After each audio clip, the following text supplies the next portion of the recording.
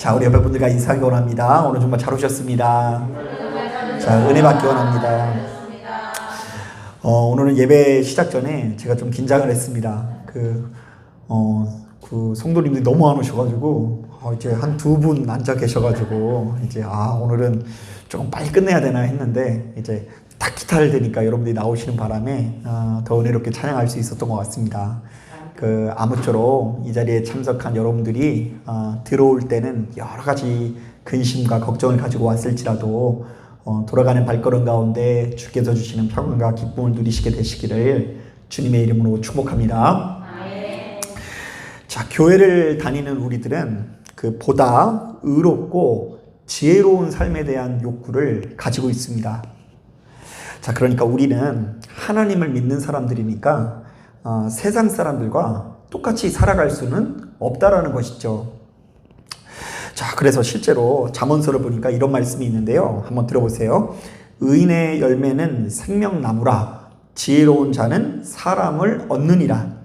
보라, 의인이라도 세상에서 보응을 받겠거든 하물며 악인과 죄인이리요. 자, 쉽게 말하면 의롭고 지혜로운 사람은 이 땅에서 복을 받고, 자, 악하고 미련한 사람은 그에 걸맞는 심판을 받는다라는 것인데요. 자, 그렇기 때문에 우리가 이 세상을 살 때 악인의 모습이 아니라 의인의 모습으로 살아야 된다라는 이야기를 많이 들어왔을 것입니다. 자, 그런데 오늘 우리가 읽은 이 본문에는 바로 이러한 정서를 가지고 있는 우리들이 도무지 이해하기 어려운 말씀이 나오는데요. 자, 우리 다 같이 16절, 17절 말씀 같이 한번 읽어보도록 하겠습니다. 시작. 지나치게 의인이 되지도 말며 지나치게 지혜자도 되지 말라. 어찌하여 스스로 패망하게 하겠느냐. 지나치게 악인이 되지도 말며 지나치게 우매한 자도 되지 말라. 어찌하여 기한 전에 죽으려고 하느냐. 자, 전도서의 기자는요, 자, 우리가 지나치게 의롭고 지혜로워도 패망하고 악하고 우매하더라도 기한 전에 죽을 수 있다라고 경고하는데요. 자, 바로 이런 이야기를 듣는 우리들은 크게 혼란스러울 수 있죠. 자, 그렇다면 우리가 어떻게 살아야 된다는 것일까? 자, 또한 우리가 그동안 의롭고 지혜롭게 살기 위해서 노력했다라는 것이 아무 소용도 없는 일일까? 이런 고민에 빠질 수 있을 것 같아요. 자, 그러나 바로 이 말씀을 묵상하는 우리들은 반드시 고려해야 되는 내용이 있는데요. 자, 크게 두 가지입니다. 먼저 첫 번째로 본문에 나와 있는 이 지혜와 의로움은 철저히 율법을 기준으로 한 지혜와 의로움을 말한다는 것입니다. 자, 그렇다면 본문에 나온 조언들을 이렇게 해석해 볼 수 있겠죠. 너희가 지나치게 율법 박사가 되지도 말고 그렇다고 율법과 전혀 상관없는 삶을 살지도 말라. 자, 그런가 하면 두 번째로 당시 사람들은 누군가가 형통한 것을 보고 그 사람의 신앙의 유무를 판단했다라는 것을 고려해야 합니다. 자, 소위 말해 율법을 철저히 준수한 의인은 저렇게 잘 풀리는 거 보니까, 형통한 거 보니까 의인이 맞는 것 같다. 자, 그런데 그렇지 못한 사람은 하나님께서 사랑하지도 않는 것 같고 저주받은 것으로 여겼다라는 것이죠. 자, 그런데 전도서의 기자는 사람의 인생이라는 것이 그렇게 꼭 공식처럼 흘러가는 것은 아니라고 말합니다. 자, 우리 15절 말씀 같이 한번 읽어보도록 하겠습니다. 시작. 내 허무한 날을 사는 동안 내가 그 모든 일을 살펴보았더니 자기의 의로움에도 불구하고 멸망하는 의인이 있고 자기의 악행에도 불구하고 장수하는 악인이 있으니. 자, 그러므로 너희는 어떻게 알아? 너희가 이 땅에서 잘 먹고 잘 살기 위해서 스스로 의인이 될 필요는 없다. 너희가 이 땅에서 잘 먹고 잘 사는 것으로 스스로 그것을 목적으로 삼고 의인이 될 필요가 없다라고 말씀하는 거예요. 자, 그러니까 본문의 내용은 하나님을 믿는 우리들이 추구해야 되는 경건 생활을 재해석하는 말씀이라고 할 수 있는데요. 자, 이렇게 요약해 볼 수 있을 것 같아요. 하나님을 믿는 우리들에게는 율법을 준수한 것보다 훨씬 더 중요한 가치가 있다. 자, 하나님을 믿는 우리들에게는 이 땅에서 잘 먹고 잘 사는 것보다 훨씬 더 중요한 가치가 있다. 자, 그러면서 바로 그것을 이렇게 소개하고 있어요. 우리 다 같이 18절 말씀 같이 한번 읽어보도록 하겠습니다. 자, 18절 말씀 같이 읽어봅니다. 시작. 너는 이것도 잡으며 저것에서도 내 손을 놓지 아니하는 것이 좋으니 하나님을 경외하는 자는 이 모든 일을 벗어날 것임이니라. 자, 우리는 여기서 경외라는 말에 동그라미를 쳐야 하는데요. 자, 바로 이것이야말로 하나님을 믿는 우리들에게 그 무엇보다 중요한 가치라는 것입니다. 자, 한번 따라해 보겠습니다. 하나님을 경외하는 자는 패망하지도 않고 기한 전에 죽지도 않는다. 네. 율법적으로 의인이라고 해서 패망하지 않거나 죽지 않는 것은 아니지만 하나님을 어떻게 하는 사람이요? 경외하는 사람은 패망하지도 않고 기한 전에 죽지도 않는다는 것을 약속하시는 거예요. 자, 그런데 안타깝게도 무수히 많은 신앙인들이 지나치게 율법적인 신앙생활에 사로잡혀 있다거나 이 땅에서 잘 먹고 잘 사는 것을 목적으로 신앙생활을 하는 분들이 참으로 많이 있다라는 것입니다. 자, 제가 말씀을 준비하면서 문득 생각나는 일이 있는데요. 제가 중학교, 고등학교 시절에 가장 친하게 지내던 친구가 있었는데요. 자, 이 친구는 어렸을 때부터 그 누구보다 신실한 신앙인으로서 느지막이 목사님이 된 아버지께서 개청한 교회를 함께 섬기고 있었습니다. 자, 그런데 아버지와 아들이 함께 교회를 섬기는 과정에서 한 가지 갈등이 발생합니다. 자, 왜냐하면 이 친구는 비록 평신도였지만 정말로 사명감을 가지고 그 교회 학생들을 전도사처럼 섬기고 있었거든요. 자, 그런데 아버지 목사님이 매 예배 시간마다 이 학생들을 너무나 무섭게 혼냈기 때문입니다. 자, 사실 이 아버지 목사님은 일평생 원칙을 가지고 그 누구보다 하나님 앞에 철저한 신앙생활을 하던 분이었습니다. 자, 일단 똑같은 시간에 잠들었다가 똑같은 시간에 일어나신대요. 자, 그러니까 9시에 주무셨다가 새벽 3시면 일어나세요. 자, 새벽 3시에 일어나는 이유는 뭐 때문인지 아세요? 예, 이제 새벽 예배가 5시부터 있으니까 씻고 나서 1시간은 기도한 다음에 이제 새벽 예배를 인도하기 위해서 이 9시에 주무시고 3시에 일어나는 삶을 사시는 거예요. 자, 그리고 하루 3번 정해진 시간에 기도를 하고 충분히 말씀을 묵상하는 시간을 가지시고요. 자, 그리고 자신의 삶에 있어서 신앙생활을 가장 우선시하는 분입니다. 그래서 실제로 이분이 직장생활을 다니다가 이 직장이 일이 너무 많아져가지고 예배 참석에 방해가 되니까 그 직장도 어떻게 해버렸을 것 같아요? 때려쳤어요. 대단하죠? 대단한 얘기 참 못하겠죠? 근데 대단하신 분이긴 해요. 자, 이분이 왜 이렇게 했냐면요. 이분이 처음 은혜를 받은 때 좀 유별나게 받았는데요. 자, 은혜를 받고 나서부터 어떤 공식이 생겼냐면 하나님께서는 주인이시고 나는 그분의 종이다라는 공식이 딱 새겨졌대요. 그래서 나의 일생에 가장 유일한 목적이 하나님이다. 자, 그래서 그런 믿음을 가지고 이제 느지막이 목사 안수까지 받게 되신 것입니다. 자, 그런데 바로 이런 목사님께서 요새 아이들을 보니까 예배 드릴 때 성의가 있어요, 없어요? 성의가 없어서 너무 없는 것처럼 느껴지는 거예요. 자, 예배 때마다 지각하기가 일수이고요. 어쩌다 참석한 예배 시간에도 빨리 끝냈으면 하는 모습들이 얼굴에 써 있더래요. 자, 그러니까 바로 이런 아이들을 이 목사님이 하나님께 인도해야 된다라는 생각에 예배 시간마다 강단에 서서 열정적으로 그 아이들을 가르치는 것입니다. 자, 그런데 아들의 눈에는 그게요, 아이들을 가르치는 것 같아요? 아니면 혼내는 것 같아요? 혼내는 것처럼 느껴지는 것입니다. 자, 그래서 아버지와 아들 사이에 끊임없이 갈등이 발생하다가 결국 아버지가 아들의 뜻을 존중해서 많이 변하게 되었다라는 이야기를 들은 적이 있어요. 자, 우리가 바로 이런 이야기를 들으면요, 아이고 목사님이 좀 너무하셨네 이런 이야기 하기도 쉽고요.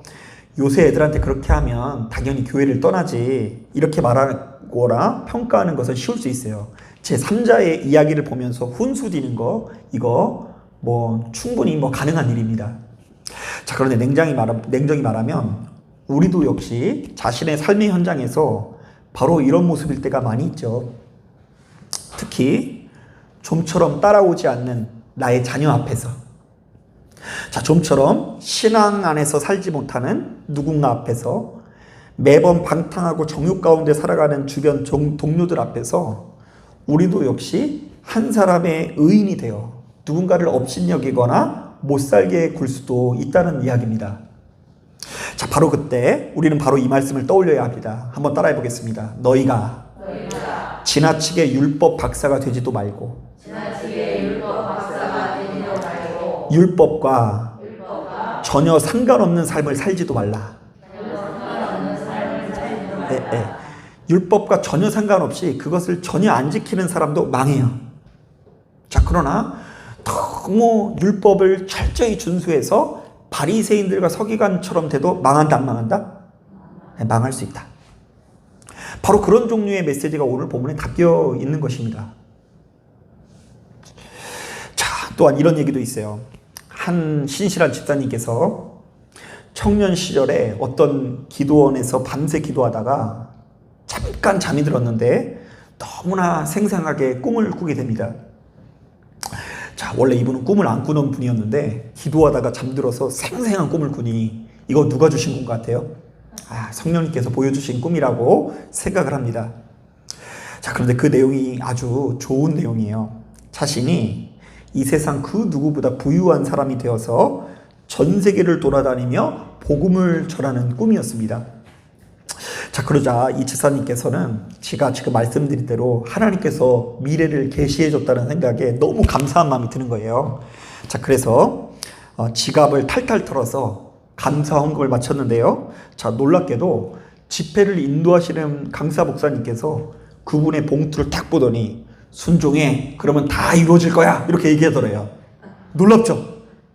이게 무슨 얘기인가 하면요, 그러니까 좀 교회를 오래 다니신 분들이 알 텐데 옛날에는요, 이제 강사 목사님들이 헌금 봉투 들어온 거 있으면 이만한 거를 다 읽었어요.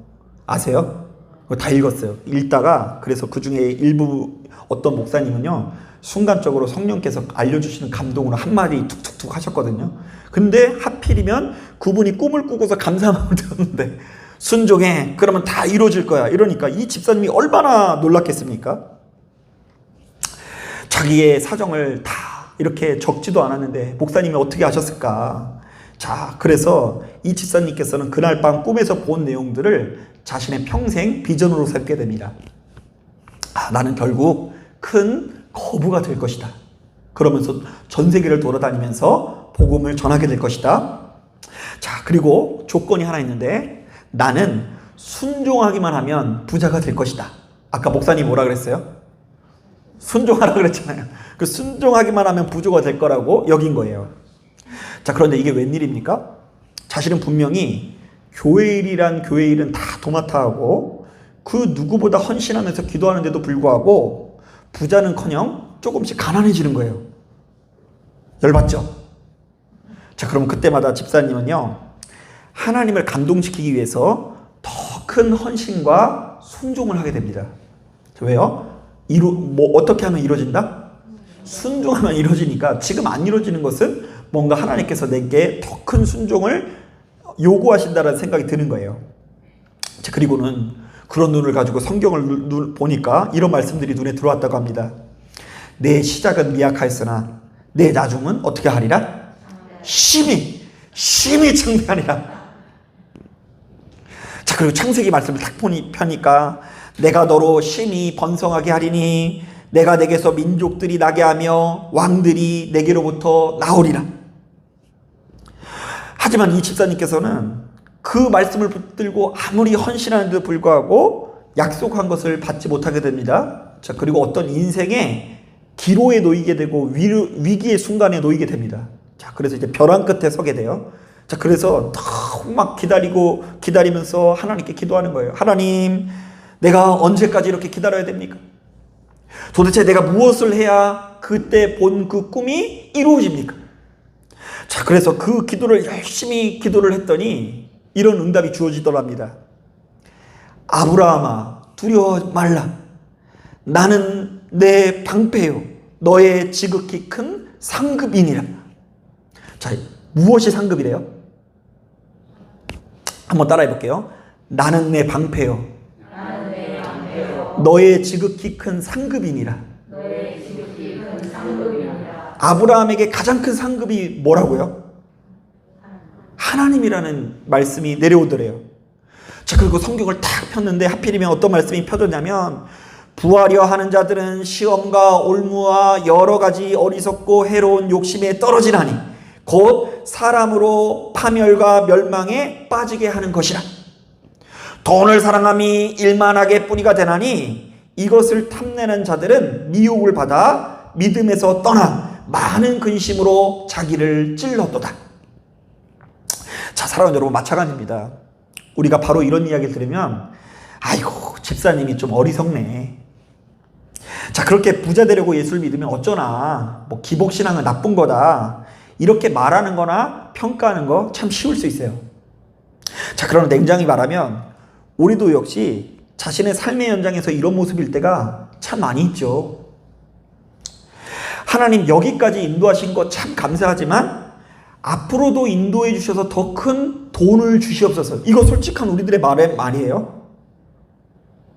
하나님, 지금 내가 원하는 것은 부동산 호재가 폭발해서 내 집이 2배가 되는 것입니다. 왜 이렇게 아멘들 안 하세요? 하나님, 나에게 복을 위에 복을 더하사. 예수 3년 믿었더니 차가 바뀌고 10년 믿었더니 집이 바뀌고 떵떵거리면서 주변에 많은 사람들에게 내가 이렇게 복을 받았다 자랑할 수 있도록 인도하여 주옵소서. 이게 우리가 꿈꾸는 가장 신바람 나는 믿음입니다. 솔직히 말하면 저도 이런 종류의 믿음이 없지 않아요. 있어요. 그리고 생각보다 이런 기도를 하나도 안 할 것 같죠? 한다 안 한다? 하죠. 왜 하나요? 하나님, 내게 복을 위에 복을 더하여 주옵소서. 그렇게 기도 많이 해요. 자, 그러나 만약 우리가 그렇게 기도하고 있다면 오늘 말씀에 의하면 주께서 이렇게 말씀하실 거예요. 내 허무한 날을 사는 동안 내가 모든 일을 살펴보았더니 자기의 의로움에도 불구하고 멸망하는 의인이 있고 자기의 악행에도 불구하고 장수하는 악인이 있으니 너희는 이런 목적으로 지나치게 의인이 되지도 말며 지나치게 지혜자도 되지 말라. 너희는 이런 목적으로 돈 벌려고 지나치게 악인이 되지도 말며 지나치게 우매한 자도 되지 말라. 괜히 그렇게 살다가 너희가 패망하게 될 수 있고 괜히 그렇게 엉뚱한 것을 바라며 악인처럼 살다가 기한 전에 죽을 수도 있다.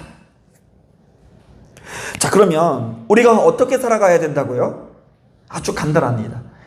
하나님을 경외하는 자들이 이 모든 일에서 벗어날 것임이니라. 자, 우리 다 같이 18절 말씀 같이 한번 읽어보겠습니다. 시작. 너는 이것도 잡으며 저것에서도 내 손을 놓지 아니하는 것이 좋으니 하나님을 경외하는 자는 이 모든 일에서 벗어날 것임이니라. 하나님을 경외하고 살아라. 너희들이 율법을 철저하게 지나치게 준수해가지고 정말로 모든 면에서 형통해지는 것도 아니고 너희가 의인이 되기 위해서 정말로 노력하는 가운데 의인이 되기만 하면 나에게 어떤 충분한 보상이 될 거라 여기지 말고 그 모든 것들을 넘어서 벗어나서 하나님을 경외하는 인생이 되라고 권면하는 거예요. 자, 사랑하는 여러분, 무엇이 믿음 있는 삶이고 무엇이 예수 안에서 형통한 삶일까? 자, 여러분 주변에 있는 사람들이 예수를 어떻게 믿었으면 좋겠어요? 우리가 지나치게 율법적인 신앙을 추구해서는 안 됩니다. 그렇다 보면 나도 모르는 사이에 패망하게 될 수도 있고요. 또한 지나치게 성공지향적인 삶을 살아서도 안 됩니다.